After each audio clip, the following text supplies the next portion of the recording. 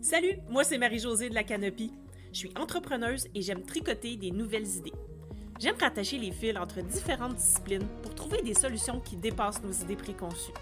Chaque semaine, je pars à la rencontre d'autres entrepreneurs pour savoir ce qui les inspire, les stimule et les motive à passer à l'action.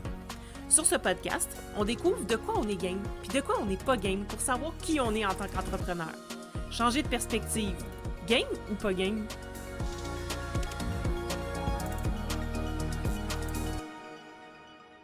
Salut Romain, bienvenue sur l'épisode. Salut Marie-Josée. Je suis vraiment contente de t'accueillir sur le podcast parce que tu animes un mastermind en fait, puis moi je crois beaucoup au mastermind, à l'intelligence collective. Je suis formée là-dedans, j'anime des groupes et tout ça, donc je voulais en savoir plus sur ta façon, ton approche, et tu m'as approché pour venir sur le podcast et j'ai trouvé ça super le fun parce que justement je voulais en savoir un peu plus sur les masterminds ou comment tu fais ça, toi, de ton côté. Donc, pour mettre en contexte les gens, là, pour les personnes qui ne te connaissent pas, tu t'appelles Romain Collignon, tu es fondateur de Squared, qui est un incubateur pour les entrepreneurs du web, et tu animes deux types de mastermind. En fait, je vais regarder mes notes, c'est le mastermind 67 et 78 parce que je voulais pas me tromper de chiffre. Mais j'aimerais que tu m'expliques un peu plus qui tu es, d'où tu viens et comment tu en es venu à créer les masterminds que tu animes en ce moment. Avec grand plaisir. Merci pour cette intro, Marie-Josée. Comme tu l'as dit, je suis le fondateur de Squared, qui est un accélérateur d'entrepreneurs et j'aime beaucoup dire d'entrepreneurs et non pas d'entreprise parce que, Mhm. le cœur de notre démarche, elle est vraiment centrée sur l'entrepreneur avec qui on travaille notamment au travers des masterminds à, le faire, évoluer, transformer, changer d'identité en passant d'entrepreneur à chef d'entreprise. Tout en veillant vraiment à ce que, son développement personnel, soit à la fois, ait un impact dans son entreprise, mais aussi sur sa liberté et sa qualité de vie.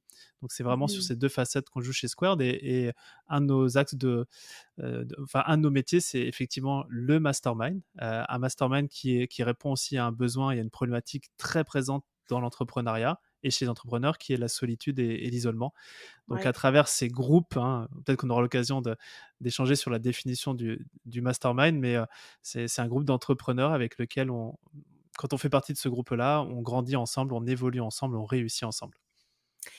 Ben justement, si on parle de réussite, là, si on parlait de réussite, comment tu vois la réussite des entrepreneurs? Qu'est-ce que ça prend pour toi, selon toi, là, pour qu'un entrepreneur réussisse dans son entreprise, mais à faire évoluer son entreprise? Tu pourras regarder le filtre que tout le monde a, qui est la croissance pure et dure en termes de chiffres. Ouais. C'est une réussite. Après, Mhm. est-ce que c'est la seule réussite? C'est pas ce à quoi on croit. Mhm. Évidemment, c'est un indicateur de succès. Mais derrière, et c'est un peu ce que je disais en intro, c'est qu'il faut prendre aussi en compte le paramètre entrepreneur, chef d'entreprise. Est-ce que, l'entreprise qu'il a créée et dans laquelle il travaille correspondent à ses valeurs intrinsèques, internes? Est-ce que ce qu'il fait au jour le jour, lui donne de l'énergie ou au Mhm. contraire, le déplète en énergie? Donc ça, c'est quelque chose qui est très important chez nous. Et puis aussi, c'est, son travail, est-ce que c'est aligné à sa mission, à la résolution d'un problème, d'un besoin, de sa clientèle, et de l'impact qu'il peut avoir. Donc si tu veux, pour moi, la réussite, il faut la prendre selon son filtre de valeurs et ce qui nous donne de l'énergie. C'est super important, puis vraiment, moi, je parle souvent de ça justement parce que à quoi ça sert de créer une business dans laquelle on va se sentir prisonnier ou qui correspondra pas justement à nos valeurs et qui va même desservir qui on est dans le fond. Puis je sais pas en fait comment les gens font pour durer dans une business qui leur ressemble pas à ce point-là, là. Mais on peut s'égarer assez vite, par exemple. C'est facile de s'égarer de ça. C'est très facile et tu vois, un des premiers exercices que l'on fait quand nos membres rejoignent nos masterminds, c'est qu'on travaille sur la vision. C'est un Mhm. concept qui était aussi familier, mais on parle souvent de la vision d'entreprise et ça, c'est l'axe principal de travail. Mais nous, ce qu'on fait d'abord, c'est: «OK, on se pose, c'est quoi ta vision personnelle?» Si on peut se projeter dans les années à venir, à quoi ressemblerait ta vie sur tous les aspects Et après, on se pose la question de ton entreprise, la façon dont tu livres, la façon dont tu marketes, la façon dont tu vends. Est-ce que ça vient nourrir cette vision personnelle? Parce que comme tu l'as dit, Marie-Josée, s'il y a une dissonance entre la vision perso et la vision pro, à un moment donné, c'est le burn-out, c'est le bore-out, on finit sur les rotules. Ben, exactement, exactement. Mm, Donc, c'est pas durable. exactement. Hem, Puis toi, qu'est-ce qui t'a amené justement à créer le mastermind, tel qu'il est aujourd'hui là? Je sais pas combien de temps ça fait que ça, combien de temps depuis combien de temps tu l'as, créé, démarré? Puis qu'est-ce qui t'a amené à démarrer le Je, mastermind? je crois que je crée des masterminds depuis que je suis tout petit. Ah ouais, Alors, hein? alors, on peut remonter là-dessus. Après, officiellement, chez Squared, on en fait depuis 2017. Ouais. Donc là, aujourd'hui, si je prends l'exemple du Mastermind 67, c'est la septième version, septième année que ce mastermind existe. Mais avant ça, en fait, je me rends compte que moi, je suis entrepreneur depuis 2008. Donc, j'ai Mmh. commencé sur le web en 2008. Donc, tu vois qu'il y a déjà à peu près 8 ans avant que le mastermind officiel ne naisse. Mais Ouais. déjà à l'époque, j'allais réseauter à fond. J'organisais des dîners informels ici sur Paris sans me rendre compte. Enfin, ça venait nourrir un besoin chez moi qui était aussi très prégnant chez d'autres entrepreneurs, qui était le côté seul, surtout quand on est sur le web. On Ouais. travaille de chez soi souvent. Ouais. On n'a pas encore une Mmh. équipe. Et donc, je faisais ça de manière complètement informelle. Et à un moment donné, je me suis dit, bon, c'est hyper cool d'être avec des entrepreneurs de talent autour de bonne bouffe. Faisons-en notre cœur de métier. OK, c'est une bonne idée. Hey, mais 2008 là, qu'est-ce qui se passait sur le web, en entrepreneuriat web? Ça fait quand même longtemps, là. Je Je mets ma casquette dinosaure. À l'époque, qu'est-ce qui se passait? C'était le, le vent en poupe, c'était le blogging. Tu vois, Ah par oui, exemple, c'est vrai. Oui, oui. les régies publicitaires n'existaient pas telles qu'on le connaît. Facebook venait tout juste d'arriver, donc on ne Oui, pouvait pas avoir de l'acquisition payante comme aujourd'hui. Instagram n'existait pas, il y avait peut-être Google AdWords. Et la façon dont on vendait, donc les produits d'information, c'était beaucoup e-book. Les oui. formations en ligne commençaient à arriver. Mmh. Et c'était beaucoup, et tiens, c'est marrant, ça va faire un pont sur les masterminds, c'était beaucoup via des partenariats, ce qu'on appelle des lancements orchestrés. Tu vois, de se mettre Ouais. à 3, 4, 5 et partager ses listes email. Donc, tu vois, la notion de partenariat, cette Mmh notion de groupe aussi était déjà présente. mh. Ah, c'est super intéressant. Donc là, dans les masterminds, là, je sais que toi, c'est des masterminds premium, en fait. Donc, les entrepreneurs, en fait, je crois avoir compris que le mastermind 68, pas 68, excuse-moi, moi, les chiffres, hein, OK, je veux juste vous dire, je sais, les gens qui me Surtout en live. connaissent, non, mais je sais, mais les gens qui me connaissent savent que je ne suis zéro quelqu'un de chiffres et moi, les chiffres dans ma tête, tout se mélange. Donc, 67. Donc, c'est pas pour passer, en fait, de 6 à 7 chiffres, si je Tout à comprends bien. fait. Et Mhm. le 78, ben, ça va dans la logique, hein, de passer de Mhm. 7 à 8 chiffres. Donc, comment, comment tu crées l'expérience client dans ces masterminds-là? Parce que moi, ce qui m'intéresse, c'est de savoir qu'est-ce qui fait que un programme premium c'est quoi la différence dans l'expérience client entre un programme premium et un autre qui l'est pas considéré ou je sais pas comment on appelle ça, un programme qui est pas premium là, mais bon, bref. Qu'est-ce qui fait la différence pour toi là, en termes d'expérience client? Je crois qu'il y a des fondamentaux. Et puis, par-dessus ces fondamentaux, il y a les cerises sur le gâteau qui font peut-être qu'aujourd'hui, on doit avoir le mastermind en France le plus premium qui existe. Oui. Hem Et les fondamentaux, en fait, ça commence déjà par la qualité de la communauté que tu vas pouvoir retrouver. Mhm. Juste de te retrouver dans un endroit avec des pairs, des personnes qui partagent les mêmes valeurs, qui ont la même ambition, des gens avec qui tu as envie de te retrouver vraiment. Bah ça, si tu veux, l'expérience premium, elle est déjà dans qui on laisse rentrer et surtout qui on ne laisse pas rentrer dans ce programme. Donc on pourrait faire beaucoup plus de membres dans nos masterminds, Oui. mais on met aussi un stop par rapport aux valeurs, par rapport à l'énergie, et cetera. Donc, ça, tu vois, c'est du fondamental et tu auras beau mettre toute l'expérience client derrière, si dans un pro je parle vraiment du mastermind, hein, parce que Oui, oui. pour d'autres formations en ligne où il n'y a pas forcément d'interaction, par exemple, avec d'autres membres, c'est moins prégnant. Heu, Ça, c'est le premier point et après, j'ai envie de te dire, c'est, le détail sur tout et je vais te donner quelques exemples. Ah, j'aime ça, Nous, ça. par exemple, on fait un suivi de 2 choses, chaque semaine dans nos masterminds. Donc il y a les masterminds, il y a effectivement des rencontres. Alors je dis effectivement, je ne l'ai pas encore dit, mais il y a des rencontres présentielles tous les trimestres OK. de 2 jours.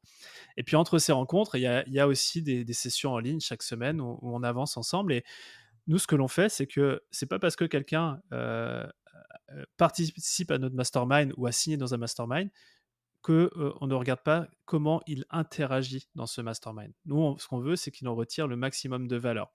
Et donc, par exemple, on va traquer l'engagement de chaque membre. On a vraiment un Mmh. suivi où chaque semaine, enfin, pop-up, si tu veux, dans un Google Sheet, les une ou deux personnes, par exemple, qui n'ont pas interagi sur les 2 dernières semaines avec nous.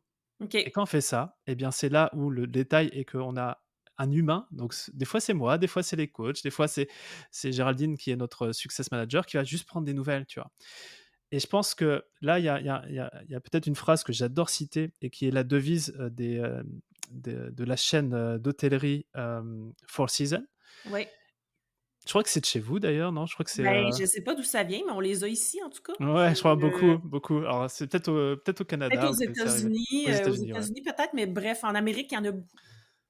Et tu vois, leur devise, c'est, «Systematize the predictable, so you can Mmh. humanize the, unpredictable». Bah, c'est avec mon bon accent, tu Oui, l'auras non, mais peut-être, on a mais très bien compris, là, puis c'est drôle parce que c'est exactement la phrase que je dis toujours, mais je savais même pas que Four Seasons avait cette OK, je devise-là. crois que ça vient de là. Et donc Eh nous, ben, c'est vraiment ce qu'on fait, tu vois? Par exemple, pour l'engagement, on traque de manière systématique, ça c'est systématisé, mais après quand on voit, eh bien, en fait, on va humaniser la relation. mmh Donc voilà, c'est un exemple parmi d'autres, mais je pense que c'est hyper important d'avoir des pour délivrer du premium, d'avoir des process hyper solides pour tout ce qui est prédictible, pour justement se libérer ce temps, ce focus, cette énergie pour avoir une relation one one avec chacun des membres. exactement. Puis tu l'as bien dit, en fait, parce que c'est ce que recherchent les gens, c'est le côté humain. Parce que, puis si tu passes ton temps à gérer des process qui peuvent être, automatisés ou systématisés, ben, tu passes pas ton temps à créer une relation durable avec tes clients et ben, c'est ça, tu passes à côté de quelque chose, là, selon moi, là. Mmh. Tout à fait. Donc, tu vois, c'est le care, c'est l'extra mile. Et là, je te parlais effectivement dans un mastermind de l'engagement, mais qui dit engagement ne dit pas forcément résultat. Je sais qu'on a développé, nous, ces derniers mois, un suivi assez aussi extrême de leur progression, de leurs résultats, d'être proactif aussi dans, Ouais. dans leurs challenges et dans leurs enjeux. Donc, je crois qu'il y a aussi cette notion de proactivité pour du premium. C'est vraiment d'aller les chercher. J'ai j'ai je vais la citer parce que c'est génial, c'est Amandine qui chez nous, s'occupe de tout l'événementiel, dans le mastermind et qui dit: Ouais. «Aujourd'hui, on va leur mettre des coups de pied au Caire». Donc c'est Ben, une voilà, expression que je trouve hyper sympa pour justement aller, travailler avec nos membres, mais toujours avec, une notion de care. c'est cool. Puis selon toi, qu'est-ce qui fait que la magie opère dans un mastermind? Tu sais, à part justement l'engagement, est-ce qu'il y a autre chose qui fait que on voit des progrès, on est capable de voir en fait que les participants ont vraiment évolué depuis le moment où ils ont commencé le mastermind jusqu'à ce qu'ils quittent? Combien de temps ça dure le mastermind déjà? Alors C nous, on fonctionne sur des périodes d'une année, OK, mais parfait. certains de nos membres sont là depuis 5 années avec nous, Ouais, parce que, l'idée c'est une idée de croissance aussi dans un tout à mastermind fait. d'entrepreneurs. Et c'est pour ça qu'au départ, il y avait le 67 et que le 78 a été créé quelques années plus tard, OK, je pour comprends. pouvoir accompagner sur les problématiques et les enjeux de ces niveaux, en fait, de maturité business. Oui. Donc, Mais qu'est-ce qui fait que la magie opère dans ces masterminds-là, selon toi? Qu'est-ce qui fait que les entrepreneurs sont en mesure de bien croître puis mmh, d'arriver à des résultats, intéressants, là?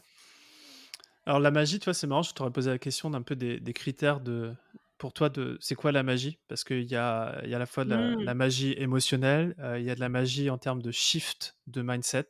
Nous, Mmh. on est très dessus sur, il y a un vrai changement de posture dans nos programmes. Quand on arrive, on est souvent entrepreneur, des fois encore un peu artisan dans sa Ouais. dans sa façon de faire. Et quand au bout de quelques années, on a vraiment cette posture de chef d'entreprise avec une équipe, avec, vraiment quelque chose de solide, quelque chose de pérenne. Donc si tu veux, pour moi, il y a une magie de construction au sein d'un mastermind que tu peux rarement faire dans d'autres écosystèmes parce que, hem, beaucoup tu connais certainement cette statistique où, la réussite ou l'évolution, elle vient à 20 des stratégies, 80 du mindset. Oui. Mmh. Et développer son mindset, changer son mindset, ses croyances et cetera, on peut le faire seul de son côté, on peut le faire seul avec un coach, mais c'est tellement plus facile quand tu es dans un groupe où juste, par exemple, les 4 5 personnes qui vont être autour de toi, c'est leur normalité, en fait, ce que tu souhaites atteindre. Ouais, je comprends. C'est ce qu'on appelle l'épigénétique, tu Oui. es obligé de t'adapter et donc c'est beaucoup plus facile et vachement plus plaisant, de réussir et d'évoluer dans un écosystème comme ça. Donc ça, si tu veux, c'est dans la dynamique de mastermind. Après, un mastermind, c'est très clairement un raccourci pour tellement de choses. C'est-à-dire que quand tu as une problématique, tu as des gens qui l'ont déjà résolue, Ouais. donc tu as du mentorat autour de toi. Tu as aussi, et c'est peut-être particulier chez nous, mais nos membres ont cette faculté à poser les bonnes questions. Tu vois, avoir cette casquette de coach. Mmh. Donc tu as tes coachs avec toi en plus de ceux qu'on a chez nous. Et derrière, tu as cet aspect aussi, qu'on appelle, accountability. Oui. Et qui est quand tu es dans un groupe de pairs et tu vois, un des succès, je pense, chez nous, c'est qu'on sait bien cadrer, les choses.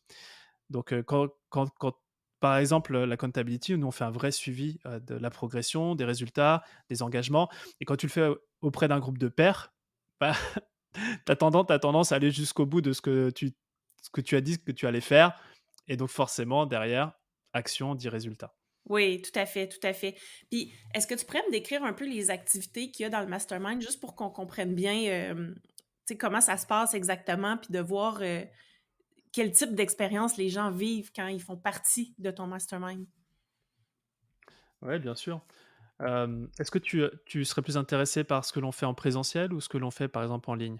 Ben, les 2 parce que pour moi, Ouais? les 2 doivent se complémenter, j'imagine, là, parce que le fait de rencontrer des gens en présentiel, ben, ça vient, selon moi, un peu renforcer la relation entre ces personnes-là. Parce que oui, on est capable de développer des relations en ligne. Moi, je le fais souvent, puis j'anime des groupes en ligne, puis ça fonctionne, de Mmh. la mayonnaise prend. Mais quand on se rencontre en présence, c'est encore plus fort après. Donc, j'imagine qu'un nourrit l'autre, là. Ouais. Bah, si tu veux, dans chaque, rencontre présentielle, on demande à chacun de nos membres de venir et nous partager les 3 sujets les plus importants pour eux et qu'ils souhaitent Mhm. résoudre d'ici la fin de la rencontre. Donc généralement, on a des rencontres vraiment structurées de 2 jours où on arrive la veille, on repart le lendemain et OK. ça, si tu veux, c'est un peu un fil rouge. Donc c'est systématisé, mais du coup personnalisé pour chacun et c'est un fil rouge et si tu poses les bonnes questions et tu poses les bons sujets importants pour toi, tu es sûr d'avoir la réponse Ouais. en fin de rencontre. Donc ça, c'est un premier élément, c'est que tu viens bosser sur des sujets importants et le fait d'être en rencontre présentielle, en tant qu'entrepreneur, c'est que tu sors la tête du guidon. C'est que tu Mhm. sors de l'opérationnel, Mhm. tu respires. On a l'habitude de faire ça, nous, dans des beaux endroits. Ouais, Donc aussi j'ai vu des trucs passer, je pense, sur des Instagram, stories. Ouais. ouais. Ce qui est clé pour nous, parce que encore une fois, si je reconnecte à la vision, tu peux pas avoir les meilleures idées du monde dans, bon, je sais pas, je caricature, mais dans ton bureau, en fait, hein. Mhm, C'est mhm. tu as ça dans un cadre où, nous, on fait ça en nature, on fait ça dans des grands espaces, dans des beaux endroits pour être inspiré et donc rien que le fait de venir et de déconnecter 2 jours tous les trimestres, c'est dans son agenda, c'est plugué dans ton système de croissance entrepreneuriale, bah, tu prends de la hauteur. Et donc prendre de la hauteur, et travailler sur sa vision, c'est le fuel en fait, l'énergie, pour l'entrepreneur. Mais au-delà de ça, effectivement, tu viens avec tes 3 sujets. Sujets qui vont être discutés en petits groupes, qui vont être discutés en plénière, qui vont être discutés notamment dans ce qu'on appelle une session de hot seat. Ça, Mhm, mhm. c'est un moment privilégié où tu imagines, tu es là et pendant, une période de temps assez longue, tu as les 5-6 meilleurs cerveaux qui ont déjà résolu ton truc et qui vont à la fois t'apporter la couche stratégique, la couche de mindset, te partager l'expérience et généralement quand tu ressors d'une rencontre, tu es juste hypé en termes d'énergie et surtout tu as la réponse à toutes tes questions. Donc c'est hyper personnalisé, là, ouais. Ouais, ça c'est personnalisé et en même temps, et ça va résonner avec l'intelligence collective, c'est qu'on fait en sorte que chacun, donc comme on a une cadence nous trimestrielle, on reflète toujours sur les 3 derniers mois chacun, sur qu'est-ce qui a fonctionné dans nos business, qu'est-ce Mhm, qu'on a appris mhm. et on partage tout ça. Donc en Ouais. fait, les victoires et parce que soit on gagne, soit on apprend, bah, les victoires et les enseignements de chacun sont partagés comme ça au global et donc ça accélère encore une fois la progression de tout le monde. Tu sais, quand je t'écoute parler, je me dis: «Mais tous les critères de la gamification sont, répondus dans un mastermind, en fait». parce Je veux qu'on bien que a tu me les cites, je suis assez curieux parce que c'est vrai que ben nous oui, on fait ça nous à l'instinct, mais je voudrais bien que tu m'en partages quelques-uns. ouais, ben il y a la personnalisation justement. En Mmh. gamification, c'est important, pour, justement pour, inciter les gens à passer à l'action, c'est qu'ils sentent qu'il y a quelque chose qui est fait pour eux. Donc, là, le fait de d'amener tes 3 problématiques, au groupe, ça fait en sorte que c'est personnalisé. Ensuite, il y a l'influence sociale qui est, tout ce qui est en lien avec, socialisation, mais aussi apprentissage social, intelligence collective, partage, communauté, et cetera. Il y a sens profond. Le sens profond, c'est, la vision, comme tu le disais, hein, Mmh. c'est de partir de soi pour bâtir quelque chose autour, de ça. Hem, après ça, il y en a un que j'ai pas retrouvé, mais peut-être que si je te l'explique, tu vas pouvoir me dire Ouais? si s'il y a un lien. Il y a aversion à la perte. Peut-être que oui. En fait, aversion à la perte, c'est le fait de, prendre des actions pour éviter de perdre des acquis. Donc j'imagine que ceux qui sont là depuis 5 ans, peut-être que c'est ça, en fait, qui viennent chercher, là, je sais pas. Eh ben, écoute, moi, je prends des notes en même temps que tu me partages parce que je me dis: «Il y a peut-être des choses qu'on fait, mais il y a toujours des choses qu'on améliore» et du coup, tiens, ça peut peut-être te donner aussi une façon dont on fonctionne en termes d'expérience client. C'est que Oui. nous, on est des fadas de boucles de feedback. Donc Ben oui, c'est-à-dire que, ça, ça fait partie aussi de la gamification, tout à fait. et tu vois, ça fait 7 ans qu'officiellement les masterminds ont été lancés. À chaque rencontre, même chaque semaine, on boucle sur les retours clients, sur qu'est-ce qui a pas Oui, fonctionné, toujours pour systématiser ce qui fonctionne. excellent. Et donc, voilà. Pourquoi j'ai pris des notes, c'est que là, j'ai vu une idée que tu m'as donnée. Tu vois, on se fait notre mini mastermind tous les 2. Tu m'as donné une idée sur laquelle je me dis: «Tiens, il y a peut-être quelque chose d'intéressant à creuser, pour nos membres». Donc merci. Avec plaisir, ça me fait plaisir. Mais je pense que le fait justement que, je pense qu'un mastermind, en fait, pour moi, c'est quelque chose de plus complet qu'une formation business que tu fais en autonomie chez vous, évidemment. Là, je veux dire, on y va d'instinct. Je veux dire, intuitivement, on le sait. Sauf que justement parce que ça répond à plus de besoins de l'humain qui sont des besoins plus profonds et qui font en sorte que on sent un sentiment d'appartenance beaucoup plus fort justement quand on appartient à un groupe, mais surtout quand on appartient à un groupe qui nous aide à progresser puis à apprendre. Et comme tu dis, c'est un raccourci en même temps parce que c'est tellement exponentiel les apprentissages qu'on fait parce qu'on a accès à un concentré d'apprentissage à chaque fois qu'on se rencontre, là. Mmh. Puis, qu'est-ce que vous faites à distance? C'est quoi les activités que vous faites quand vous n'êtes pas trimestriellement, ça se dit-tu? En tout cas, à toutes les rencontres trimestrielles? Ouais, bien sûr. Alors, hem, il y a plusieurs choses en parallèle. Nos membres ont des tracks coaching. Donc en fait, chez nous, il y a 3 tracks. Il y a une track posture de dirigeant. Donc, là, on a nos coachs mindset avec qui on fait avancer sur les sujets. Ouais. On a un track, marketing et sales.